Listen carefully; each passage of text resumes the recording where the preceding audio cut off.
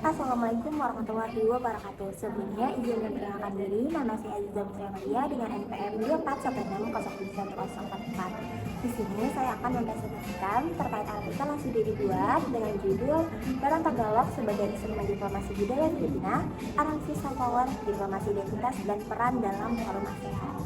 Nah, jadi di sini yang pertama saya akan menjelaskan terkait latar belakang. Jadi seperti yang sudah kita tahu bahwa saat ini kekuatan suatu negara itu tidak lagi hanya dilihat dari kekuatan ekonomi dan militer, namun sudah lebih luas. Salah satunya adalah melalui budaya. Di dalam budaya ada yang namanya fashion. Nah, saat ini banyak banget negara yang sudah sadar bahwa fashion itu bisa digunakan sebagai alat diplomasi budaya. Salah satunya adalah negara Filipina.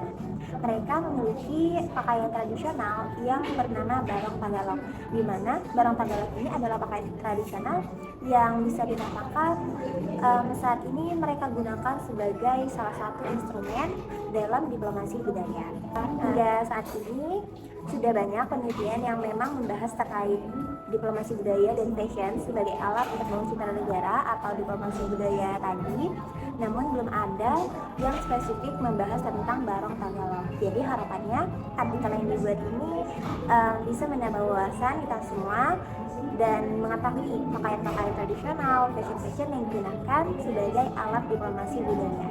Oke, jadi kita akan membahas terkait analisis kebijakan luar negeri Filipina melalui barong Tagalog.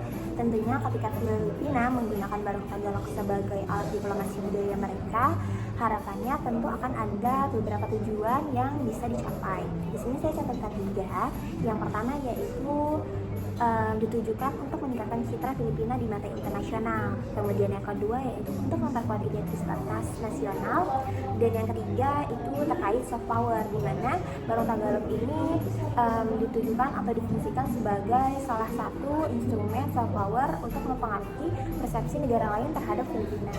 Jadi harapannya ketika para pejabat Filipina menggunakan barong Tagalog dalam forum-forum internasional, karena kan memang para pejabat Filipina itu saat menghadiri forum internasional mereka banyak menggunakan barong Tagalog karena ditujukan untuk mereka menunjukkan mereka sebagai perwakilan negara membawa identitas, membawa budaya, warisan budaya yang mereka memang punya. Jadi harapannya mereka bisa dipandang sebagai negara yang sangat amat menghargai seni dan warisan budaya yang mereka punya. Jadi itu nantinya akan mempengaruhi persepsi negara lain dalam memandang mereka, dan itu akan mendukung hubungan yang baik antara negara Filipina dengan negara lainnya. Oke, kemudian kita akan membahas terkait instrumen kebijakan luar negeri Filipina melalui barong Tagalog. Nah, dari Filipina sendiri memang sudah mendirikan barong Tagalog sebagai instrumen diplomasi budaya, dijadikan sebagai 3 instrumen. Yang pertama yaitu instrumen fisik, tentu karena ini adalah suatu barang yang bisa dipakai, dilihat secara kasat mata. Dan juga barong Tagalog ini kan memang menggunakan bahan-bahan tradisional khas dari Filipina yang memang mereka punya, yang harapannya ketika itu digunakan terlihat di forum internasional ataupun di media-media, itu tidak hanya mereka bisa dilihat tampil secara profesional ataupun formal, tapi secara tidak langsung mereka juga bisa menunjukkan nilai budaya yang negara Filipina punya. Nah, kemudian instrumen yang kedua yaitu dijadikan sebagai instrumen media dan komunikasi. Nah, tentunya ketika pejabat-pejabat Filipina menggunakannya dalam forum-forum internasional akan ada yang namanya dokumentasi. Nah, dari dokumentasi tersebut tentu akan di-share pada siaran pers, kemudian media sosial pemerintah dari berbagai negara, tentunya dalam negara-negara ASEAN. Nah, itu secara tidak langsung menunjukkan dan bisa tersebar luas secara mudah, dan menunjukkan dan secara tidak langsung mengatakan bahwa mereka sebagai negara Filipina itu bangga terhadap nilai-nilai lokal yang mereka punya. Kemudian instrumen yang ketiga yaitu digunakan sebagai instrumen dalam kegiatan budaya. Jadi barong Tagalog ini tidak terpaku pada penggunaannya saja, tapi juga mereka menampilkan menyoroti dalam beberapa festival yang diadakan salah satunya di ASEAN, itu mereka mendirikan barong Tagalog ini sebagai identitas atau budaya yang bisa mereka bawa sebagai alat yang bisa menggambarkan keunikan budaya yang Filipina punya dalam festival-festival budaya atau kegiatan budaya-budaya. Kemudian kita akan membahas terkait proses kebijakan luar negeri Filipina melalui Barat Tagalog. Tentu ada beberapa proses langkah-langkah yang dilalui sebelum Barat Tagalog ini benar-benar digunakan sebagai alat diplomasi budaya. Jadi ini dimulai dari perumusan kebijakan oleh Kementerian Kebudayaan Filipina itu sendiri untuk menjadikan dan menetapkan Barat Tagalog ini sebagai simbol budaya yang memang wajib dipromosikan. Nah, maka dari itu lahirlah juga aturan-aturan dan didiskusikan dengan Kementerian Luar Negeri Filipina dan disepakati bahwa Barat Tagalog ini perlu digunakan di beberapa forum internasional seperti KTT ASEAN, kemudian acara-acara kenegaraan luar negeri. Jadi para pejabat Filipina ini secara tidak langsung mempromosikan budaya yang mereka punya. Nah, dari situ kemudian dilakukan evaluasi terkait kebijakan yang sudah ada. Nah, dan ternyata hasilnya cukup memuaskan dalam konteks pengenalan budaya yang mereka punya. Jadi itu tidak serta-merta tiba-tiba Barat Tagalog ini digunakan sebagai alat diplomasi budaya, namun memang sudah ditetapkan oleh Kementerian Luar Negeri, Kementerian Kebudayaan Filipina yang menjadikan bahwa Barat Tagalog ini bisa digunakan sebagai simbol budaya yang memang wajib dipromosikan terutama oleh pejabat-pejabat Filipina sebagai perwakilan negara. Lalu kita akan membahas terkait teoritis kebijakan luar negerinya, kita analisis. Jadi kalau dari penggunaan Barat Tagalog Filipina ini itu menunjukkan gimana sih budaya itu bisa jadi instrumen diplomasi yang memang efektif, karena kan tidak seperti dalam konteks militer yang memang perlu ada yang namanya kekerasan, penyerangan dan lain-lain. Ini budaya ini, fashion ini, Barat Tagalog yang digunakan ini bisa digunakan sebagai alat diplomasi yang cukup efektif, yang secara tidak langsung, halus, dan memang cukup persuasif.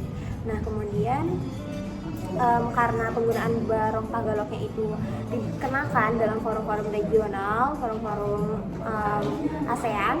Nah, ini memperlihatkan strategi power yang memang kontekstual. Jadi menurut soft power kan memang pengaruh yang efektif itu muncul ketika memang budaya yang dipromosikan itu dapat diterima dan diapresiasi oleh audiens target secara halus.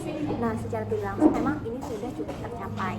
Nah, kemudian dari hal-hal yang sudah dilakukan ini, pendekatan ini itu juga mencerminkan yang namanya identitas strategi diplomasi identitas. Nah, ini karena Filipina sendiri kan menonjolkan Barat Tagalog sebagai diplomasi budayanya.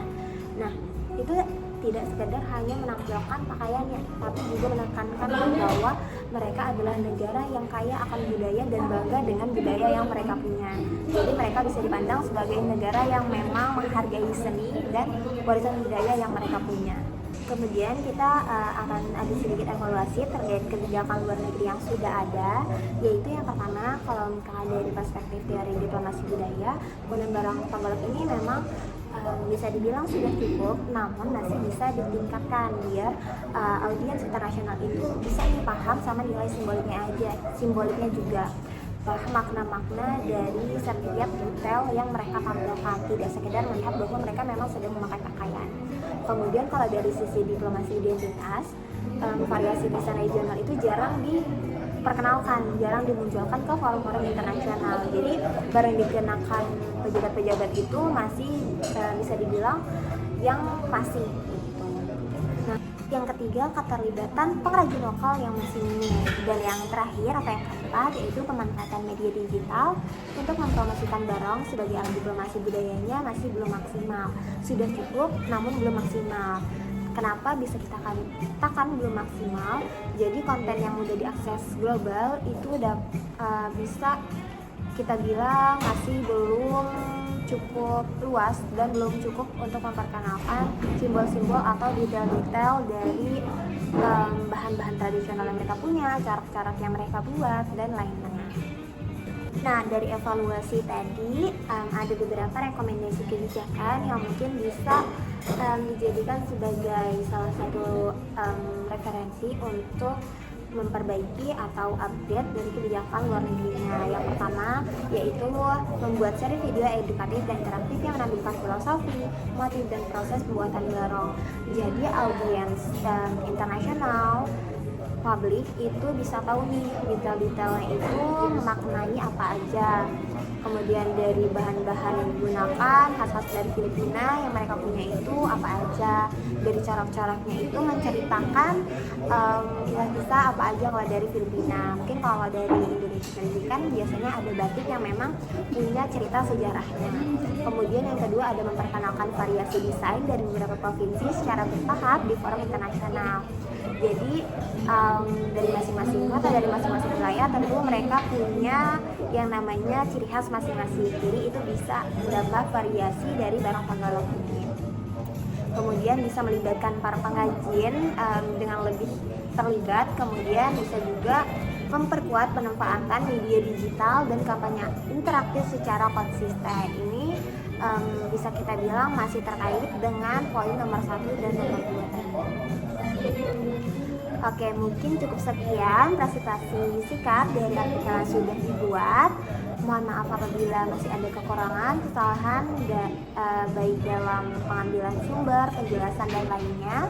Terima kasih saya ucapkan. Wassalamualaikum warahmatullahi wabarakatuh.